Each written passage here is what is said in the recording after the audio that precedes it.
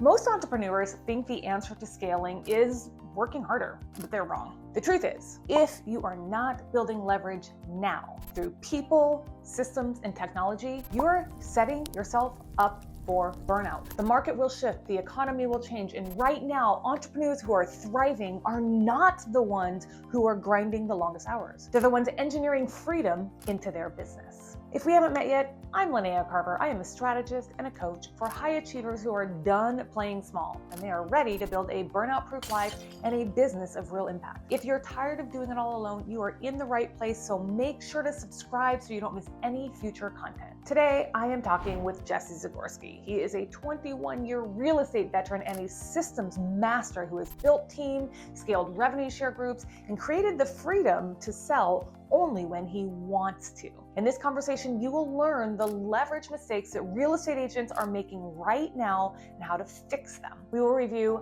why curiosity can actually double your conversion rate and how to scale without losing your life in the process, which is near and dear to my heart. Buyers feel like this is 2008 and sellers think it's 2021 still. You can do everything. Can't do it all at once. Being curious is the secret sauce to overcoming any objection. If there was a way that you could dramatically change the way you communicate and connect and make your sales just so much easier in 2 weeks, 20 minutes a day, trying it out. So let's get into it. Okay, so I have Jesse Zagorsky with me today, and he is an awesome leader when it comes to scaling, marketing, leverage, anything you want. So I asked Jesse to come join us today because I value his knowledge, his insight so much.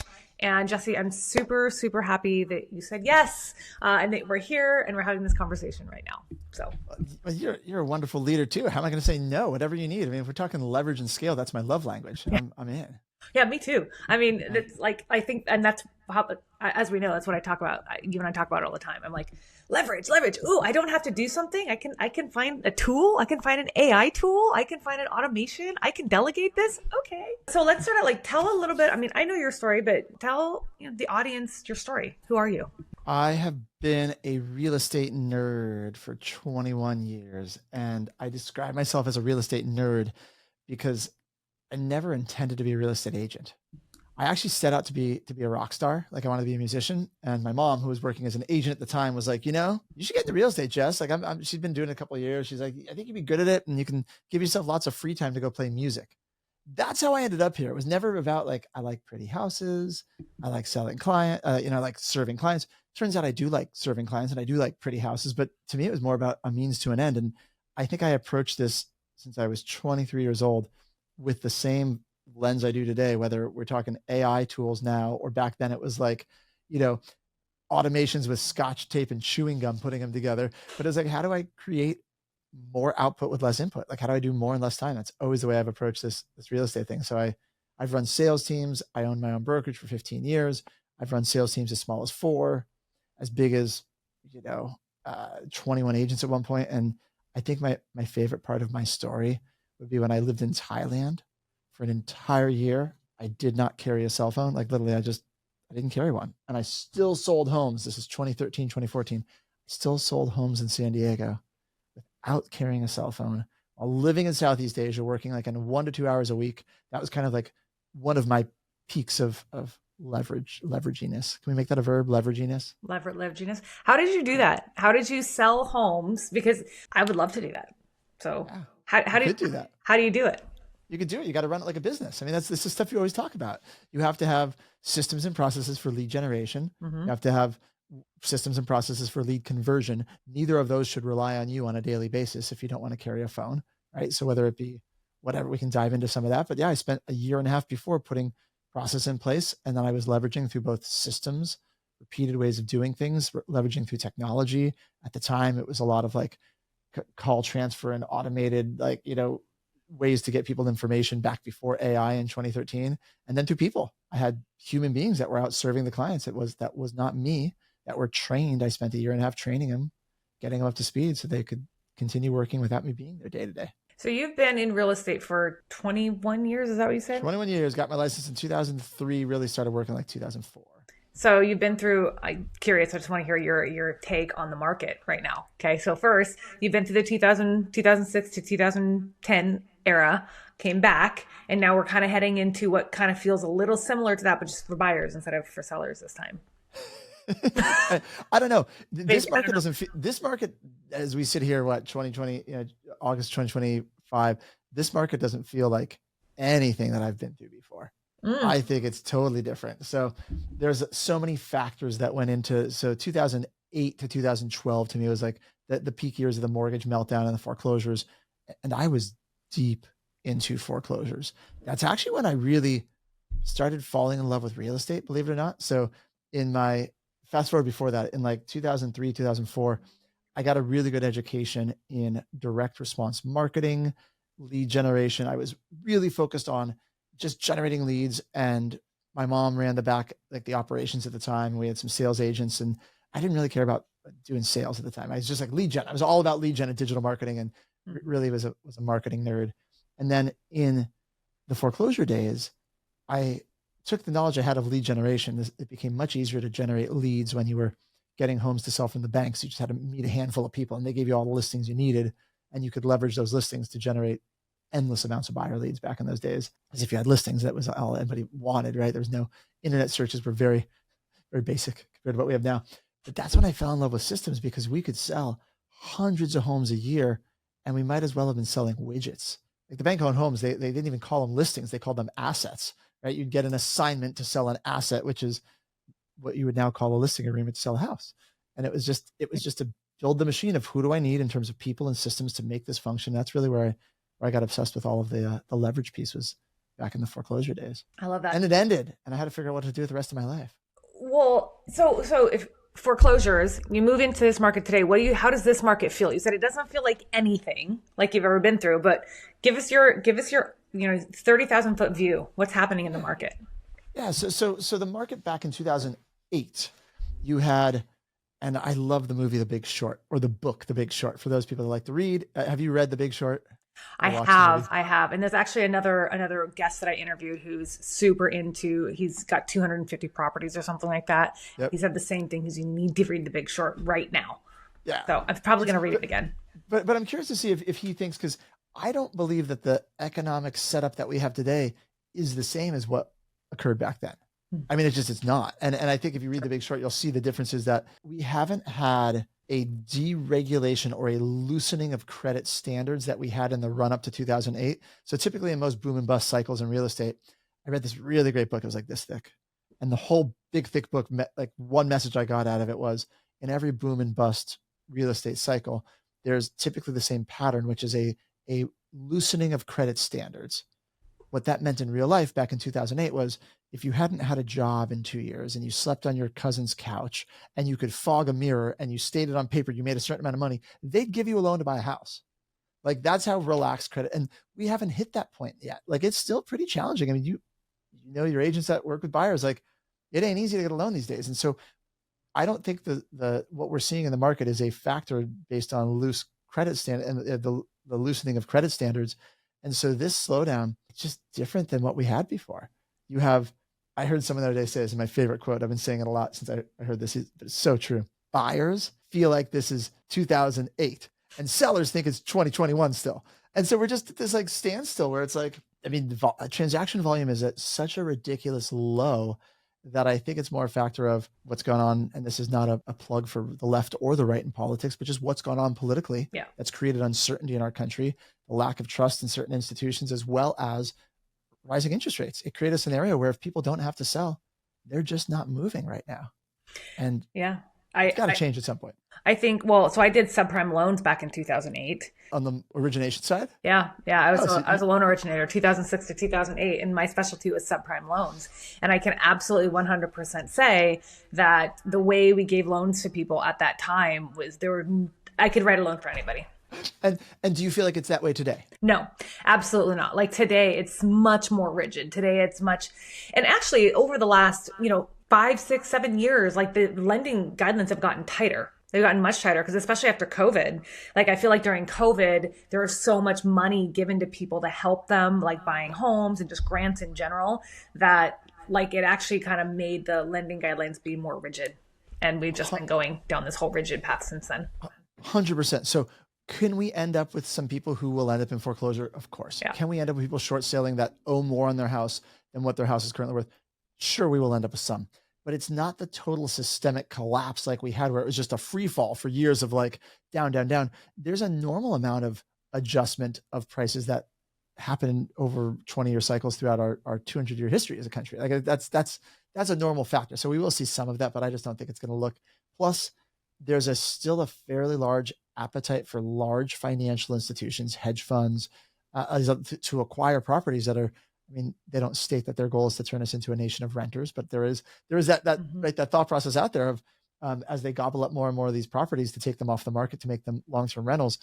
I think if we do have an increase in foreclosures, you'll see those institutions purchase a lot of them. They won't end up being sold by agents the way we had the last one. So for anybody listening, thinking I should go be a foreclosure specialist, I don't think the time is now, and I don't think it's coming. But that this is from someone. I've run a foreclosure network for years, and if you live in certain markets, you could get some listings being foreclosure specialists, but I wouldn't make it a full source of your business these days. So my question there is, since we're moving into this more interesting market, leverage right now, in my opinion, is more important than it's ever been. Like, I think a lot, what I'm noticing, and like, let me know if you're seeing the same thing, but what I'm seeing is in general, agents are starting to feel like they have to let go of some leverage because they have so much more time. But I'm kind of like, oh no, this is the time you need to be double downing on leverage, because like it's not going to be like this forever. And so when you let things go now, you try to take on more yourself.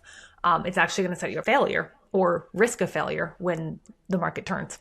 Well, I agree, but let's look at why they're letting go of when you say leverage. Okay. I don't think they're letting go of leverage because they have time. Like, I think they might be saying that out loud, but really anyone who's letting go of leverage, it's usually a financial decision to cut back on some of those things, right? Like they're feeling nervous about the income they're making. And so when you say leverage, not all leverage is good leverage. If you're not getting a return on your investment for leverage, then sure, get rid of it, or it's wasting your time. But because you're worried about cash flow, if you start becoming an army of one and going back to that, I think it's the last thing agents want right now. Most successful agents I know are probably working with more total potential, like we'll call it top end of the funnel. Mm-hmm. They're working with more potential clients to get the same amount of closings they used to get, mm-hmm. right? You're not working with less people. You're working with more because you're searching through. You're sorting. I mean, this is not a public service announcement to turn down listings. I know agents that still take every listing every time, but in this market, there are listings you probably shouldn't take.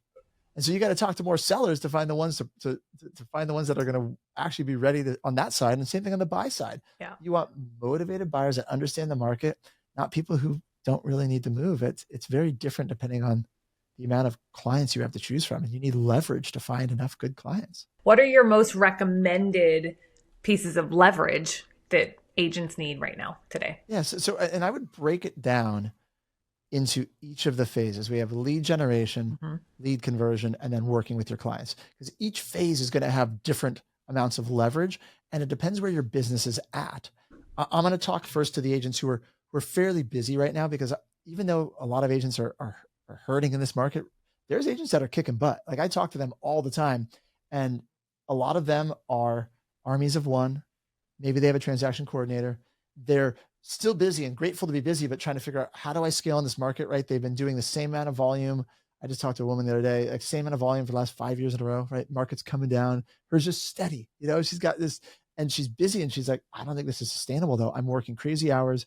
I have a TC that helps out once it goes under contract. She got nothing. On the lead generation side, she's mainly getting referrals and deals from social media, but coming from her sphere. It's not like cold social traffic. It's like from her sphere and referrals and social. And she's doing it all herself. So like that person, we talked a lot about the leverage of how do you create the content she wants to make and stay present, but without being the only person to do it. Mainly AI is the buzzword that's tossed around so much these days for a really good reason. Yeah. Like, I was like, oh my gosh, you could hire a part-time VA, but if you really want to learn a little bit about AI, you could do everything you're doing with AI and probably cut half the time, if not 3/4 of the time out of the process it's taking you. Like, she's making posts about local businesses, and she's curating events, and she's like going through, it takes her 2 to 3 hours to write this newsletter. I'm like, yeah, you could set up a prompt to go find that stuff on an AI and then go use another AI to go lay it out in your newsletter. and maybe you hire a VA that's going to supervise it. It comes to you only in the point when everything is done to review, to tweak it, to make changes, instead of spending all this time doing it yourself. I know that's not like a favorite, like in terms of leverage, but that's where I'm looking, is like on your lead gen side, what are the pieces as an agent that have to be done by you, and everything else you should find someone else to do or something else to do? Is that how, that's the same? I know you're laughing. The same philosophy you have, no, isn't it's it? true. I'm laughing just because I agree with you 100%. Like, yeah. I talk to, I have a group of agents, like I call them my elite tier of agents that I work with. There's a small handful of them. And yesterday we're just kind of talking about the market in general. And right now I think the stat is something like 98% of agents have sold one house in the last 6 months or something like that. It's a pretty overwhelming stat. And so we're sitting there and we're talking about how everyone in this room, they're at, 10 to 12 homes already this year in 2025. And so, and the biggest difference is the leverage that they've given themselves. They're using the right tools. They're cutting where they don't need to be spending. A lot of them now are in the point where their leverage is going to be people. And so they're working on team building, agent attraction. They're working on different ways to like leverage that piece of their business so they can like duplicate and do more of what they love to do. Because all of them, they're like me. They just want to talk to people all day. That's all they want to do is just talk, be in front of people, talking to people. They don't want to do the stuff. And so they're learning to leverage people, AI, automations, to be able to do more of that. And so most top agents and salespeople don't want to do this stuff. Nope. And the reason why I lean into AI these days is because some of them, depending on where they're at in their journey with leverage, are control freaks. And I can say that because I am a control freak, so I recognize it. But I've worked for years to like step back and undo that natural tendency to be like, I must do it myself. If I ever see someone screwing it up, my initial tendency is like, I'm going to jump in, I'm going to take over, I'm going to do this myself. And I have to smack myself around and be like, nope, that's not, no. Right? This mistake that was made, this is a learning opportunity for your team, your staff, whatever it is. Mm-hmm. And I wanted to use it as an mistakes already been made. It's not a signal I need to take over. It's a signal that like we need a little more training, but let's use this to like reinforce how it could be done differently in the future. No one's going to be you. No one's going to do it the way you do. And I love when people say, you get the right people, they're going to do it better than you. Sure, with some of the tasks, but like, I'm pretty talented. I'm assuming you are. Most of these people, let's be honest, they probably could do it better. Yeah. The challenge is you can't do it all. And so even if someone's not doing it the exact same way as you, when you zoom out, first of all, the way the other person's doing it probably is just as good as you. It's just in your opinion, it's not as good, whatever. It doesn't matter. As long as it's mostly as good, it allows you to do so many more things and be so many more places. I had a mentor, and if someone's listening, they might want to write this one down. It's one of my favorite things I used to write down all the time. My mentor used to say this to me all the time. She would say, Jesse, you can do everything, just can't do it all at once. Like, oh, okay, good. I like that. That's fair. I love that. You can do everything, you just can't do it all at once. Yeah. And so given enough time, you could go do all these ideas and all these things you have in your head. But as an agent, most of us have other stuff in life we want to do anyway. Yeah. Whether it's just, if you want to just keep making more money, fantastic. Go for it. But most people, when you hit a certain point, you stop focusing on money, you start focusing on getting your time back. Yeah. Right. And then from there, we go to focusing on actually creating some true freedom. And that's where the leverage piece comes in. It's like anyone could go work 3, 4, 5 times as many hours and go make 3, 4, 5 times as much money. What's the fun in that? Like, how do you make more money? How do you double your income working half the hours? That's the cool challenge. Well, I think that's where it kind of leads me into one thing that your specialty. Okay. Your specialty, I think, is agent attraction. It's one of the big things about you. And you have this 7-step agent attraction system that you've created. And it's helped you obviously create freedom in your life. Because, right now you're like, okay, I'm selling houses because I want to, not because I have to. Okay. And it's so fun to say that. It really is. Yeah. It's been fun. Anyway, keep going though. Yeah. Well, and it's actually interesting because, John Sheplack, the other day, I had heard something he said. It was about, never say you're out of production. Just always say I'm selling when I want to. Right. And so, because it's true, because like I sell houses because I want to sell houses, not because I have to at this point. And so are you. And so I think like it takes a very like different kind of mindset, different kind of thought process to really like, adopt agent attraction as something that you can actually use to scale not only your agent attraction business, but your real estate business, because that's what you scaled your real estate business with it. And you've also scaled your life with it. So like, tell me a little bit about that. I mean, all you're really talking about is leverage through people, right? That's what we're talking about, is leverage through people. And so you said, I scaled my sales team. I went from 4 agents to 21 agents. We were selling hundreds of homes a year. And I actually didn't love running that business. However, there was a lot of leverage in it. And I like that part of it, right? We were selling hundreds of homes a year that I didn't have anything to do with any of those transactions, but I was still getting paid, right? And so I've always gravitated towards leverage through people, because early on I recognized like that's the way you build companies. These days I gravitate more towards, like you said, agent attraction in like a revenue share capacity, because I like that there's less expenses, there's less day-to-day responsibility. And instead of getting a piece of 21 people sales, I get a piece of 1,600 sales, and I feel like I get to make a true impact on their lives. So it's not just, I stopped worrying about the money years ago. It's more about how can I make an impact? But back to your question of like this, how did I get in this leverage piece and the 7 steps of agent attraction? I think anytime it's recruiting, right? Anytime you're recruiting people, you are getting buy-in into an idea or a vision, right? And you have to make a connection. You have to develop enough trust where someone's going to understand, here's what the vision is. With the sales team, my vision was, hey, you need leads in your business. I've got a bunch of leads, and I want to show you exactly how to convert those leads in as least effort as possible, how to create an incredible experience for your client. And so you get repeat customers coming in, and this is going to be our deal. I'll get half the commission. You get half the commission. I'm going to take all the expenses for generating the leads. I'm going to show you how to work the leads. That was the vision. And so you're able to communicate that. That's the leverage piece. Does that make sense? You have to believe your vision yourself. I think a lot of team leaders feel like they should start sales teams because that's what you do. Yeah, it's actually interesting. So the other day I had this epiphany. I'm driving. I have epiphanies either in the shower or when I'm driving. Yep. Two places that I can't write them down. So there are also 2 places where you're not directly thinking about it. Your brain is circling on other stuff, and that's when the best epiphanies come in. Right? Yeah, it's so true. But I had this one, and I was like, when before real estate, I worked in the retail space for about 12 years, and one of my roles is I led a team of. I had a team. My team is 200 people, and we had I turned our company from our division, I guess, from the 3rd to the 2nd largest in the entire company, and we grew that team. And so I started thinking about how leadership and recruiting or agent attraction are so similar. And what I used to do in that particular role is I would find people on my sales floor and I would groom them to put them into a role when I had a leadership role open up. So I would find leaders and say, okay, you have the skill set, you have the talent. Now we've got to develop and get some mastery here, but then let's put you into this role where you can really shine and elevate. And so I started thinking about how that's really synonymous with agent attraction. It's all the same. So agent attraction, what I do today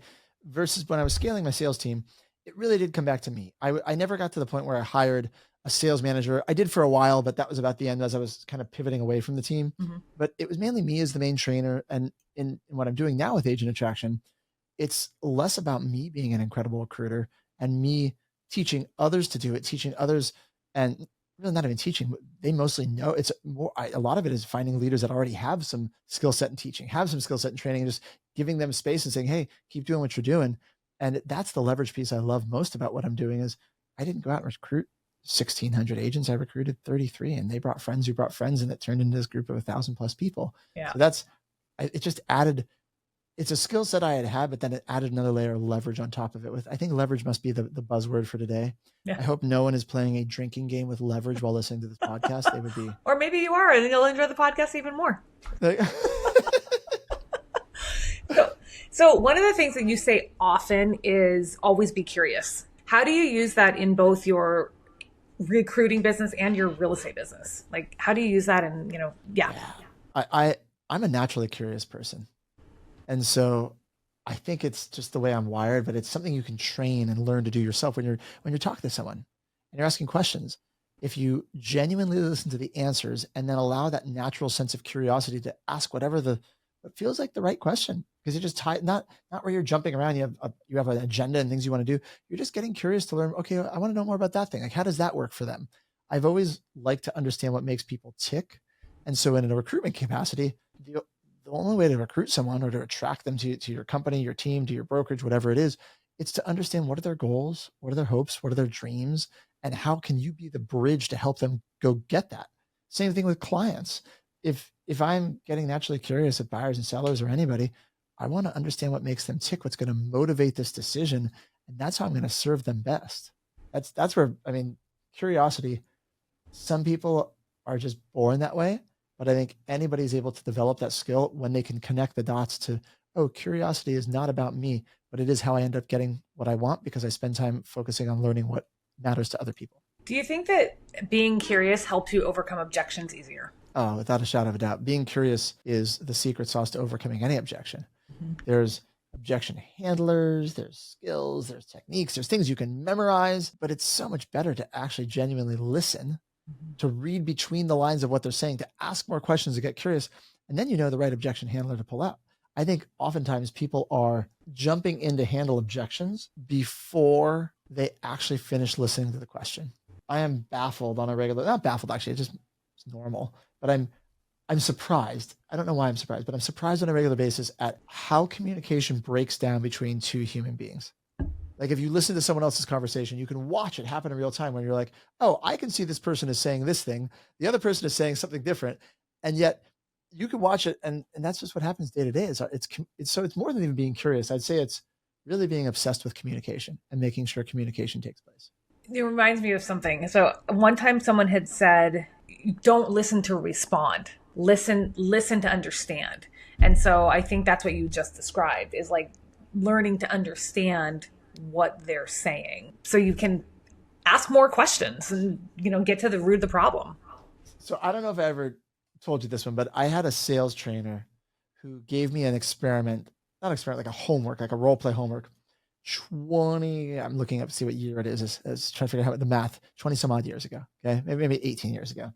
And this single exercise, which I did for a few weeks, I think I did it for like 2 weeks. I did it once a day for 2 weeks, made such a dramatic impact on the way I communicate and interact. And this is both from a leadership conversation, from a recruitment conversation, from a sales conversation, everything I've done.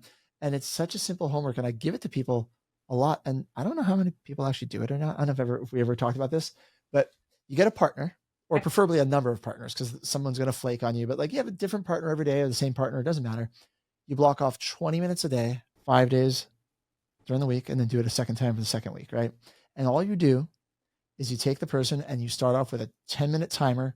One person is the interviewer. The next person is the interviewee. And you go for 10 minutes, and then when the timer goes off, you switch. And when you were the interviewer, your goal is not to talk, it's just to ask questions and to listen. And there's some basic rules of listening that I learned back then. And I won't bother going into all the details, but like you practice effective listening, whatever skill set you've been taught around effective listening. And at the end you switch and then you're being interviewed. And it's just as important to be interviewed as to be the interviewer because it shows you what's working, what's not. And you do this 20 minutes for like 10 days, right? 5 days and then another for 2 weeks in a row. It will change the way that most people communicate and listen. I love that. That's like role playing. That's like advanced role playing. It is, but you're not role playing a script. You're not role playing a scenario. You're literally asking a question about any topic you want, like something you're just curious to learn about, right? Where'd you grow up? What'd you do growing up? What'd you do for fun? And then you ask questions, staying in context, getting natural. Like you don't jump around. It's not an interrogation. You're just going down the road of whatever thing you picked up on, and then you take notes at the end of the 20 minutes. What'd you learn? What you didn't learn. After about a week, you want to recap and tell someone else about it because that's how it really cements the knowledge for you and cements the learning. If you've been listening to this conversation with Jesse and he's talking about leverage and you're wondering what systems you need to make a part of your scaling strategy, I have got something super special for you. It is my burnout proof audit. What it does is help you identify the root causes of your burnout because it's not a lack of effort, it's a lack of systems that are built for scale and freedom. So right there in the description below, I've got a link. Just click that, download your audit right now and take control of your life.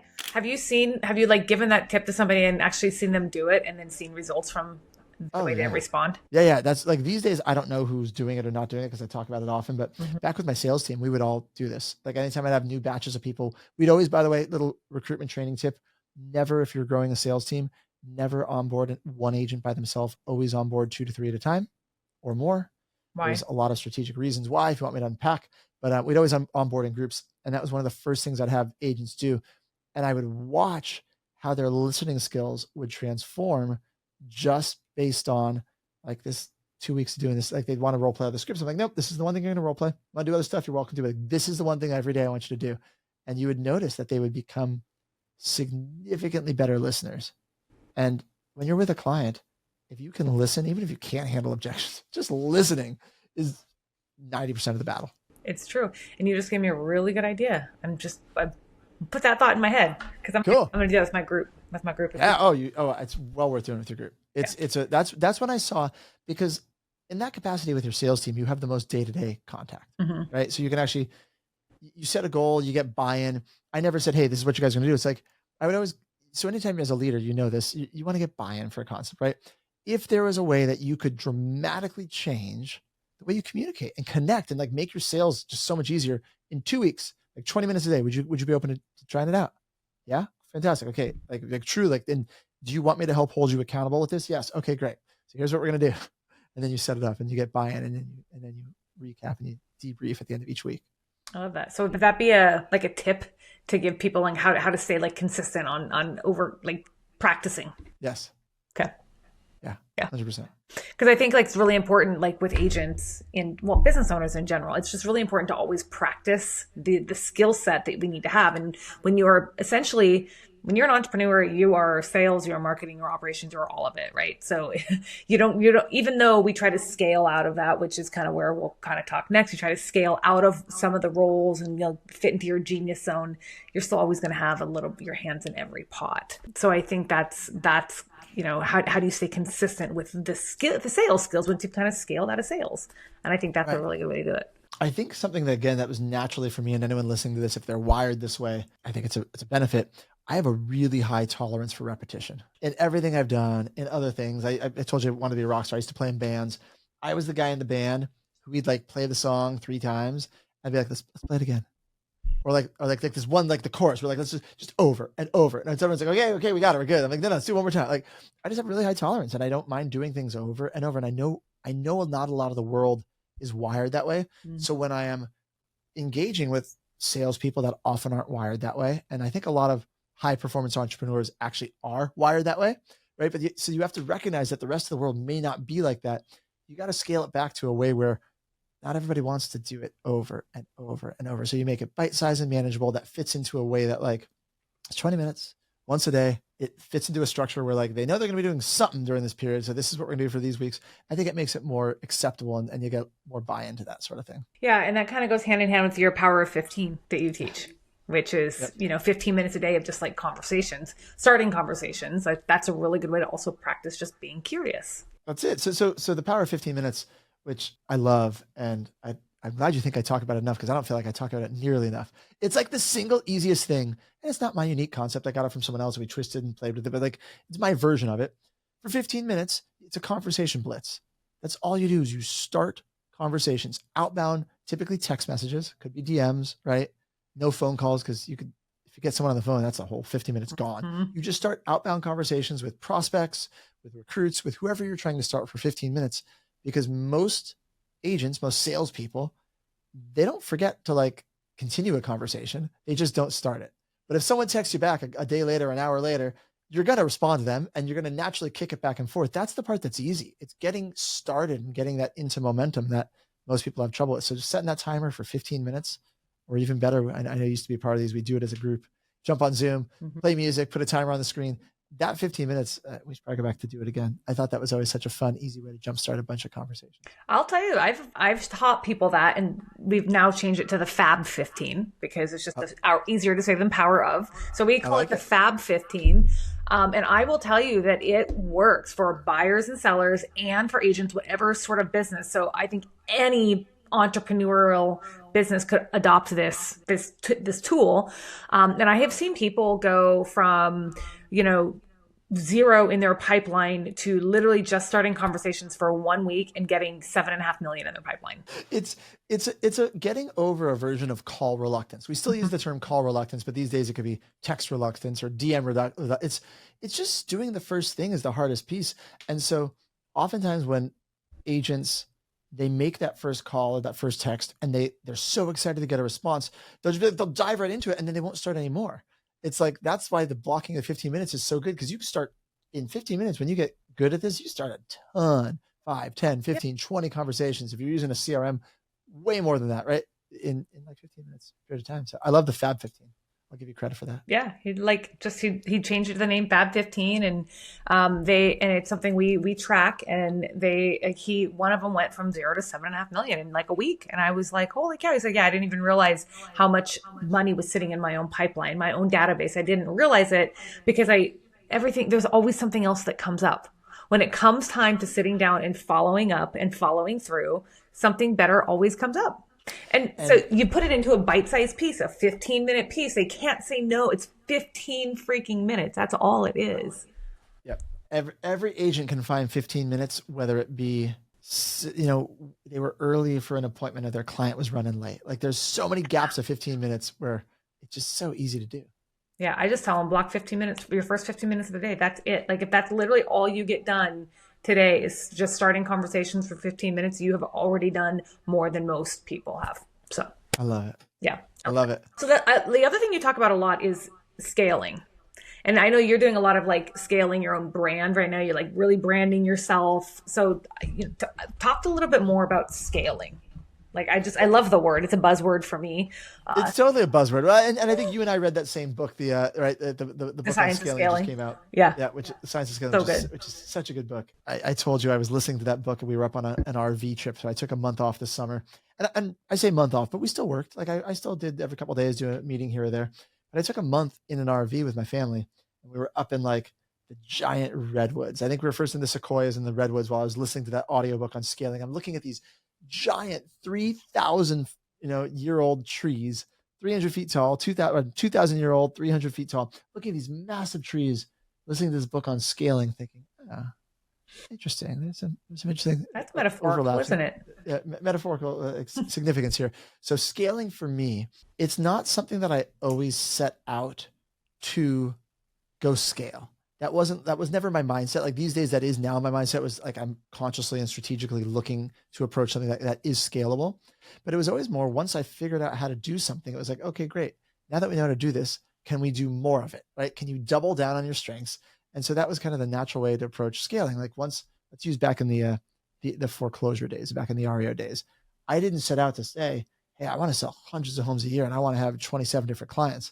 I was just like, well, getting harder to sell normal houses. They don't, right? And I had a coach who's like, you should get into foreclosure. I'm like, what's that? And I went to a conference and I got my first account and they sent me an email that had a listing with a house to sell. I'm like, this is really cool. How do I do more? And so then the scaling came out naturally from, I think for entrepreneurs, you want to make sure you're scaling things that should be scaled, right? Things that work versus just trying to scale it for the sake of like, that's the buzzword and we should scale.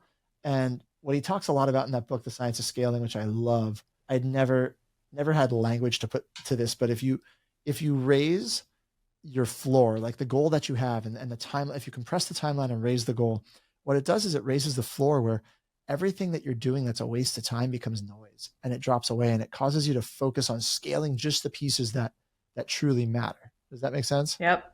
100%. 100%. And I think you and I actually had a conversation about that, about me wanting to automate something. And you're like, well, you can scale it, but it's not working. Why are you going to scale something that's not working? And I'm like, oh, duh. No, that was a really funny conversation because, like, to me from the outside, it was so obvious. Yeah. Right. But within minutes, but to you, and I'm not saying you're very intelligent, you had just been working on it for so long at this process of trying to optimize it that when you described it, it was like, why would you keep trying to optimize that? Like you had two things I remember. One of them was working really well. One of them was not. Like, why scale the one that's not working? It just becomes noise.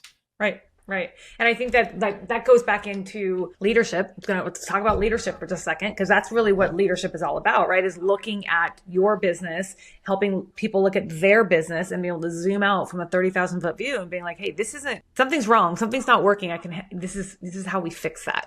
This is how we fix that. Yes. So I've been listening to a leadership book, which is the 21 Irrefutable Laws of Leadership by John Maxwell. Okay. I've been a fan of Maxwell for years and somehow never read that book. It's like I think it's probably his like core book that sums it all up. And I'm listening to it now, an audiobook. And it's really interesting because the piece that he does commentary on each chapter. So he'll do a chapter, a law, then I'll do commentary, the book was written a while back. And now the commentary is from like recent times on what he's learned in the years since writing the book. So it's kind of a cool version of it that I'm listening to. And the thing that comes up most often as a theme in the book is leadership of yourself. And no matter what you try to do as an agent, leading others, and as we're getting into scaling, the piece of leading by example and leading yourself is where I think I see a lot of agents kind of make a left turn when they could have made a right. And it's not to say it wouldn't work, but it's like you finally get someone in your back office and you're like, oh, I'm so grateful. All these things I never wanted to do, I'm going to give to this person, and they're going to do all these things I hate to do, but you don't know how to do them. You never wanted to do them. You never got to learn it. And so it's very hard to lead someone else in something that you don't really conceptually understand yourself. Does that make sense? 100%. I don't love writing contracts. I don't even like taking, like I went to a listing appointment because again, I'm back selling homes by choice and building my business back up on that side because it's really fun. But I went to a listing appointment and the sellers were of a generation where they felt more comfortable with paper. They told me I'd rather have paper, and plus their computer was down there in the process of moving. And I was like, yeah, I'll bring a printed listing contract, no problem. So I brought the contract and went over. I'm like, I hate this. Now I have this signed physical thing that I've got as like scan. I don't know where a scanner is or how to make it. I tried put it in my scanner. It couldn't make it work. I'm like, this sucks. I gave it. I had someone come pick it up and go take it to be scanned because I don't know how to do this anymore. Like, I don't love that. However, I could go through and explain that listing contract if I wanted to in detail because I understand what it is and I know why the pieces are in there. And so that example, like, it helps to understand what it is. I don't want to write it up. I don't want to do it. I don't want to scan it, but you should at least understand what it is. Right. It's going to make a big difference when it comes to any system in the back of your business. Like, let's take social media. You're great with social media. You said, I'm just building up my brand.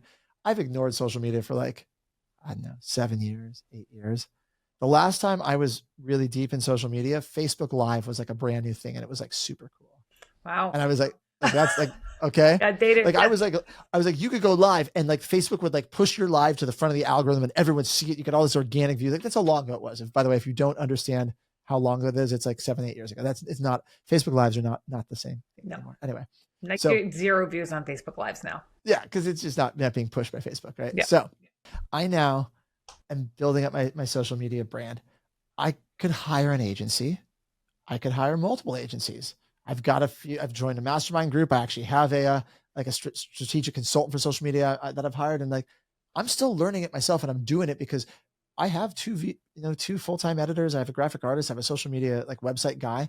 Before I go create new standard operating procedures and say, hey guys, here's what to do, I want to play with it. I want to understand it, not forever, not for a long time, but I need to see what's working, what's not. So then we could scale it.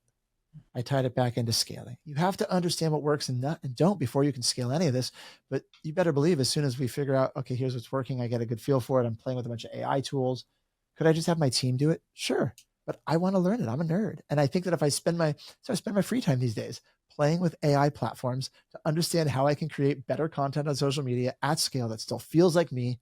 And then we're going to run it up and scale it so we can get a quantity of high quality content. I feel like for whatever reason, I'm always doing what you're doing enough without realizing that we're doing the same thing. Tell me more. What do you mean? Like the scaling your voice thing. So remember yesterday we were on a call and I was like, I'm scaling my voice right now because for me, with social media, because I am so active on social media and social media has proven to be where my people are. Like I've generated from real estate alone, I've generated $70 million in sales directly from social media. So like, obviously social media is very important to me, but like, how do you, then it's like, you're looking at the hiring team leverage, right? I want to scale. I want to grow. I also want more leverage because I can't be the only one doing the writing and the designing. It's not going to work. So I learned how to scale my voice using AI. So I figured out like the trick to training AI the way that I need it to be trained, where I've done all the tips and tools. I've done the upload your writing, upload everything. And it's gotten better, but I finally just figured out exactly what my AI needs to know about me in order to speak my language. And you said it just a minute ago. A minute ago, you said you have to know yourself better than anything in order for you to grow. And so my AI has to know who I am inside, not just my brand voice, not just the way I talk to people, not just what I think and believe, but who I am at the core. And so as soon as I figured that out and figured out how to plug that in, all of a sudden my voice can scale. My VA now just wrote, 10 pieces of content. And I was like, oh my gosh, I don't have to change anything. Oh my gosh. It's amazing. The best feeling. It's amazing. So that's the best. And I think that you said you and I are often doing the same thing without like realizing it. It's because there's trends, there's themes, and like at the core of all of it is leverage. It's that you and I don't want to do the day-to-day stuff that we don't have to do. Right. It comes back to the same thing I said earlier, which is figure out the things that you have to do. Yeah. And the things that you don't have to be done by you, get it to someone or something else as quick as possible. And so that's why we're doing the same stuff, because it only recently became possible that you don't have to write all of your own stuff. Like I remember a couple of years ago, it's frankly why I never got into social media after Facebook Live stopped being a cool thing, right? Because that was always fun. I enjoyed doing that. I did some weird Facebook Lives anyway.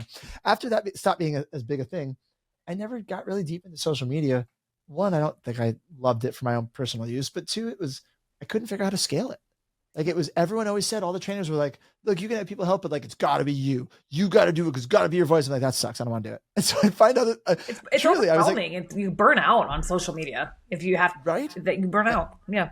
I mean, when you generated 70 million in sales, were you able to scale, or was it still a lot of you involved in that? Still so much me.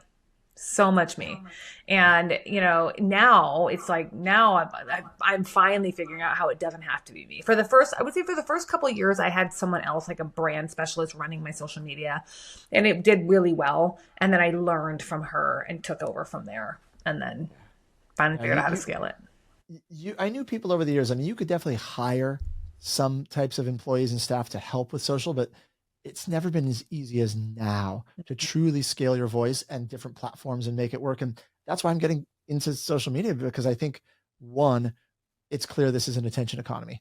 That's where we're going. Attention is, I don't know how many times I've heard this quote attributed to 6 different people lately. So give credit to whoever said it, but attention is the new oil. It's an attention economy. And so if you're going to play in the attention economy, your personal brand, which has been over the last few years, more and more important. And now with the rise of AI, I think personal brand is going to become even more important from an authenticity standpoint, because as the pendulum swings this way to automation and AI, the population wants more authentic, real. They want both. It's so interesting. And so I think having that, being able to leverage AI to create your authentic, having you be omnipresent and everywhere, that's why I'm getting back into social media. It's just, now it's fun. I'm like, okay, how do I scale this? It is fun. It's not, I don't want to be a content creator. I put a video or a reel on Instagram the other day. If anyone's looking, it's this is Jesse _official. That's my Instagram profile. It's got like nothing on it so far, but this is Jesse official. And I put a little post out. My wife's sitting on the couch last night and she's like, Jesse. I'm like, what? She's like, I was about to forward you this like post, because she's always sending me stuff or ideas, be like, you should do something like this. And she's like, and I realized you put this one up. I'm like, oh, that's cool. Like that. And I'd taken this picture of a listing of a house we're selling, and I threw it into an AI generator, and I was trying to make it look like the house was made of cake and being sliced by a knife. Uh-huh. And it didn't turn out the way I wanted, because I spent 10 minutes and couldn't figure out but it was close enough to like be postable. Yeah. And my wife and I both love the show Is It Cake? I think it's hilarious. If you've ever seen that one where they take, never seen it. They take objects and like realistic looking objects on a game show, and they have these bakers that the goal is to confuse the judges they can't tell if it's cake or not. And it's hosted by a guy from Saturday Night Live, and it's dry humor. Anyway, we watch it with our kids. So it's this joke in our house, Is It Cake? So I did that. And why am I telling this story? Because now that I figured out, I have an AI plugin that can do this sort of thing, I can now engage my team to go find themes and go run it through this. I don't have to do it. Right? I'm just playing with it. So now I can go give ideas and they can go run with it. Yeah, I saw that. I was like, what? I saw it. I saw the video, but I'm like, I don't really get the Is It Cake recipe or reference. Now I do. Now you get the reference. I mean, hey, all I know is when I looked at the analytics on it, it got more watch time and more engagement, like more views past 3 seconds than it was like 2 to 3 times higher. People watch it for longer than 3 seconds. Did it do anything? Was it deepening my brand? No. I was just literally, I threw it out there just to experiment to see how does this work? What is it playing? I'm playing with ideas. Yeah. I mean, that's what you have to do with social. So what do you think, because your personal identity, right? We're talking about being authentic, being on social. I mean, you're a musician, you're a leader. Didn't you also do a couple triathlons? Aren't you also a triathlete? I did. Yeah. Yeah. I did. Yep. And a surfer? You surf? Yeah. Yeah. So how do you think all those go to play into your brand and your leadership style and everything? Well, being a surfer, a triathlete, a dad, I don't know if they play into my leadership style, although I will say my son is 10, my daughter is 7, being a dad and focusing on, family first, which is how I've been living my life for the last 10 years. My wife and I prioritize our family above pretty much everything else. That definitely falls into leadership style because I want to be able to create that for the people around me as well. Right. For people in my back office and my team, it's never like, I'm going to go cut out early and pick up my kids from school, but you go work 12 hours today. And like, no, it's like, I want that sense of identity and balance for anyone that chooses. If you want to work 80, 90 hours a week, I have no judgment. That's as long as it's a choice and that's what you want. Great. That wasn't my choice. Right. Yeah. Before I had kids, I did work more because it was my hobby. Now, and for being a triathlete and a surfer, I think those more, I haven't really played them into personal brand much yet. Again, I'm just trying to figure out how it all weaves together. I just consider myself an active person. Like I always think about you and you like, climbing that mountain as part of like I think of one of your core pillars of who are you, and you're just this like badass that went out and climbed a mountain. Machu Picchu is a mountain. It wasn't just a mountain; it was Machu Picchu. See, right? But that's like a core experience for you. And I think being a surfer isn't necessarily one of my core experiences. It's just something I love, and I think everybody should look for something that keeps them grounded. And it's a time where, because even though cell phones now are mainly waterproof, I'm really glad that surfers don't carry them in the water. Right. So it's 1 to 2 hours without a phone. Like if you're a golfer, like I know your husband's a golfer, unfortunately you can still carry your phone on the golf course, right? Like it's not time to be totally disconnected, but like in the water, you got nothing around. I've had people explain to me from a physiological standpoint that there's negative ions released by the water and salt water that helps ground you. I hope so. I only know is I feel better every time I get out of the water. Right. Like so I think the way those pieces get infused is by doing things on a regular basis. When it was triathlons, any endurance sport, man, it's going to get the anxiety and stress out of you and come to a grounded state. My mind naturally spins really fast and I'm just going and worrying. And yet the thing I hear from a lot of people in my world when they're I'm listening, like what work, how do I show up for them? It's that I'm really grounded.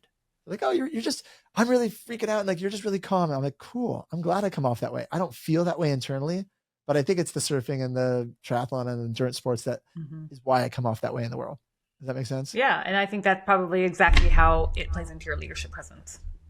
So I think that like it does play in the sense that there's a lot of things you have to do too. It's like the knowledge and the skill set. Like I got on a surfboard one time. I fall off. I can't even get on a wake surf, like wakeboarding. Yeah. A wakeboarding. I can't even wakeboard. I can't even I'm really strong, but I can't get myself up and stay on the wakeboard. So how often do you go? I mean, I'm not a wakeboarder. I've gone a few times in my life. Right. But that's what I'm saying is if you wanted to, and this is the challenge as an adult, we rarely create the space to spend the time it takes to learn something totally new. Like I learned to surf when I was 12, 11. Like what else do you have going on in your life? Other than you get dropped off at the beach where your parents drop you off. You're at the beach for hours every single day. If you live in San Diego, where I grew up and still live in San Diego. And so I think I have so much more respect for adults who move to San Diego and learn to surf as an adult because it's hard. It takes you fall off a lot. It's really frustrating. I imagine wake surfing is similar, but if you went and moved to a lake and somehow created enough space where you could go wake surfing for 2 to 3 hours every day for a couple months, you'd probably be a badass wake surfer. Sure. No, you don't think so? No, I agree. I think it's the same thing when I talk to people about weightlifting, right? Yeah. Weightlifting or anything having to do with personal physical fitness. Same thing. It's all you have to do is just go. I actually was working with someone who was trying to go and just was beating herself up because she couldn't get to the gym. And I was like, well, what if you just went to the gym? What if you just drive to the gym? That's your goal. So it'd be the same thing with wake surfing. Yeah. What if I just said, okay, I'm just going to go to the lake and I'm just going to sit in the boat. One step closer, right? Just do one thing every day to make yourself stronger at it. I heard a motivational speaker at an event last month who said the same thing. He was talking about and I think he was trying to be funny, but I think he was actually serious. He was like, I've got a thing where I go to the gym every day. Some days I drive to the parking lot and I sit there. Yeah. And I play on Instagram and I drive home, but I go to the gym because that's his habit. I'm like, I mean, that's all you're talking about. I thought it's so spot on. It's true.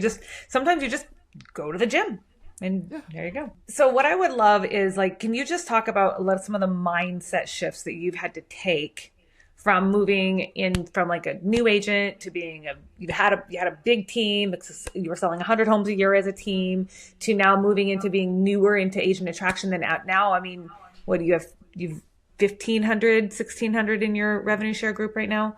So like, what are some of the mindset shifts that you had to adopt in each of those phases? Yeah, the best mindset shift that I still probably forget and have to relearn over and over is my identity is not whatever business thing I'm focused on. Mm. Like when I was a team leader, I kept running my sales team for years after I should have let it go, even after my revenue share group and agent attraction had taken off, because my identity was like, I'm a team leader. If I don't run a sales team, I don't have value as a human being.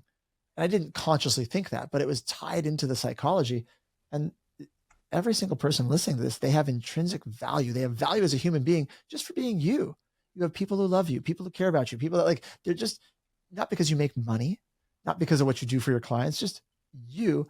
And I think when I go back and focus on that, it allows me to have that sense of freedom to pivot, to reinvent myself, to be like, okay, now I'm going to go from being a solo agent to a team leader, from a team leader to agent attraction. Because not all growth looks linear and straightforward. You rarely continue making more money, doubling your income year after year after year. That's cancer, right? If something grows indefinitely, that's not what happens. It goes up and it comes back and up. And like your goal over time is you want to be progressing and whatever your metric is for progressing. But that was the biggest mindset shift, was just recognizing, nope, I have value. I am loved. I'm cared for. As silly, I don't know if it sounds trite or silly to say it, but truly that's what I keep coming back to. And like that internal thought that then allows me to have the freedom to go play with a new business idea and go try something new. It's okay if it fails. It don't all work. So true. So true. What do you think is like the mindset for, I mean, because you know a lot of top 1% people, like top 1%. Mm-hmm. I like to think of, I consider myself a top 1%er. I think of I'm a top 1% mindset for sure. So what do you think are some of the biggest differentiators between top 1%ers and people who are still working toward the top 1%er? Well, first of all, I agree with you that there's a lot of people who are working towards it. Mm-hmm. But so people who are either already those 1%ers or on their way there, the difference would be, number one, commitment. Right? There's usually a decision that's made, whether it is a conscious choice or events that have happened in their life that has removed choice, but they have no choice but just to go forward. It's that level of commitment. I use the word, I'm obsessed, because that's my own language, but it doesn't have to be an obsession, but like I get really laser focused on things. Yeah. And so whether you call it laser focus or commitment, whatever I'm working on, I sometimes to the detriment of things outside of what I'm working on, as my wife is really, I love that she reminds me of that, right? Especially kids are good to remind you of that. Mm-hmm. Like I'll get really laser focused on something and I'll put on blinders. And so that focus plus commitment, I think, is what I've seen over and over again in the top 1%. The other thing I will say in any industry is I learned this probably in my 20s. I really would feel like I would go to these conferences and events and real estate trainings, and I would sit back and watch people almost like I was like an alien visiting this planet. And so I noticed this theme was everybody analyzes things for different amounts of times. Like they might take a day or a week or months. Like everyone gathers information differently. That I didn't see any rhyme or reason to. But once they had enough information, the most successful people I ever saw would put that decision and put that information into action like immediately, right? They would like, once it's like, okay, I know, it's like, I'm going to work. And they might pivot, they might change. It's not to say that they always get it right, but just they got moving and they got into action immediately. That would be, I'd say, probably, and that is something that can be developed, by the way. That's not just like, because I would ask people that. I was like, were you always this decisive? No, like they would learn that like at a certain point, once you know, you become decisive, and you can model that trait after people you've seen that and develop it in yourself. Yeah, it's true. You can just decide and do it. You can just say, hey, I'm going to do it and decide, or you can choose not to. It's a skill set. Making decisions and choices is a skill set for sure. Oh yeah. I mean, they've actually shown that part of your brain, by the way, little rabbit hole here, but for a side note for a minute, they've shown there's a part of your brain that can get decision fatigue. By the end of the day, they did a study and they were looking at like judges and all these other occupations that make decisions for a living. Mm-hmm. And oftentimes they would make worst decisions. They would actually look at like by whatever metric they're using, worst decisions toward the end of the day, because after making decisions all day long, you have a certain part of your brain that needs a certain amount of like glycogen and blood sugar that like just depletes. You have decision fatigue. You make worse decisions at the end of the day. Yeah. Have you ever felt yourself getting to that point? Oh yeah. Oh, right now, this is kind of the end of the day for me. So if someone were to ask me to make a major decision right now, I'd be like, I need till tomorrow. I can't I can't function at this point in my life right now. and I think having that self-awareness too, for entrepreneurs listening to this, to have that self-awareness is to know some people are amazing in the afternoon. You and me, we wake up early. By the time 4 o'clock, we're recording this at 4 o'clock in the afternoon. By the time 4 o'clock comes, like, I don't want to make decisions, or like, and some days I don't even like, I'm a pretty positive, optimistic person. And I'll notice when I start to feel a little like rough and like, yeah, I'm like, oh, I shouldn't do stuff today. I'm going to do easy things that need to get done or what I have to, but like, I know by tomorrow I'm going to wake up and I'm going to feel very different. And so just having that self-awareness to know, I think it makes a big difference for entrepreneurs. Yeah. My husband is very much this is his prime. This is his prime time. Like he sleeps later than me. He wakes up later than me, and I'm up at 4 a.m. So it's been 12 hours now, and I've done a lot already today. So I'm the same way. Okay. So Jesse, thank you for being here. How can people find you? How can people help you? Because you're always here to help all of us. So how can we help you? Yeah, if they want to come, I'll give my address. They can knock on my door, old school. No, I'm kidding. Wouldn't it be funny if someone like gave out their home address? Like, how can people find you? You're like, well, just come to 123 Main Street. No, that would be. I think it might happen. It might, but no. So social media, I'm going to say, since I'm leaning in on personal brand, I'm going to say socials are the best way to find me. Okay. This is Jesse _official on Instagram, Jesse Zagorsky on Facebook. I probably by the time this comes out will be This is Jesse on X, formerly Twitter, LinkedIn, all like that's the brand I'm running with is This is Jesse. So you can find me. The website's thisisjesse.com, or you can come knock on my door. Just look for, no, I'm kidding. I love it. I love it. Any final words of advice that you would give to the audience? Words of advice. Or just, a funny story. Give a Jesse-ism. A Jesse-ism. I was going to come up with something on the spot for word advice, but a Jesse-ism. Yeah. So this is to tie together the theme of leverage. Okay.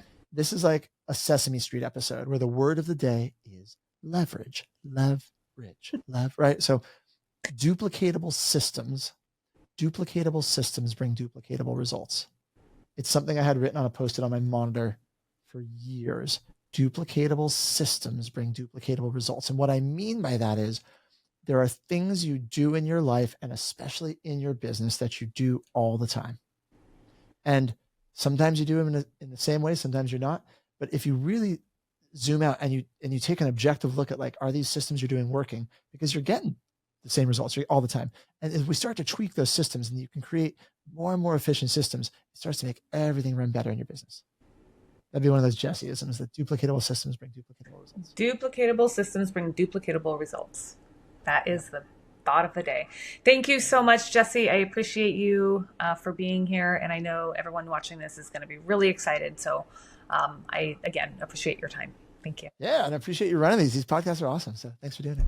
Jesse, thank you for sharing your wisdom and your experience. If you take nothing else from today, remember this. Duplicatable systems bring duplicatable results. Start building them right now, and your future self is going to thank you. I'd love to hear from you. What is one piece of leverage you're going to double down on? Drop it in the comments so we can learn from each other. You don't have to burn out to be successful. You deserve to live a burnout-proof life with a business that supports it. And I'll see you on the next episode.